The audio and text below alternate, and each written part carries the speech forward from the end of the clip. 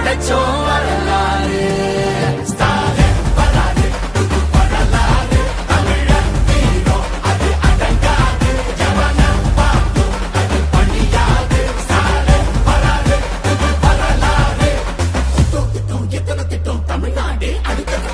டெல்லியின் ஆளுகைக்கு தமிழ்நாடு என்றைக்கும் அடிபணியாது.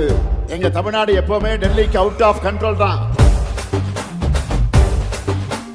விடியல் பயணம்